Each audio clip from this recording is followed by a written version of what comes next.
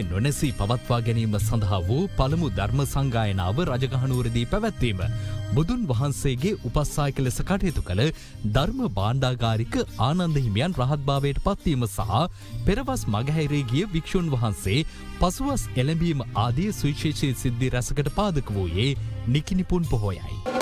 එසේම අනාදිමත් කලක සිට සිදු කරන චාරිත්‍ර එලෙසම ආරක්ෂා කරමින් මහනුවර ශ්‍රී දළදා මාලිගාවේ ඇසළ පෙරහැර මංගල්‍යයේ අවසන් රන්දෝලි පෙරහැර අද පස්සරු 7:03ට යෙදෙන සුබ මොහොතින් වීථි සංචාරය කරනු ඇති.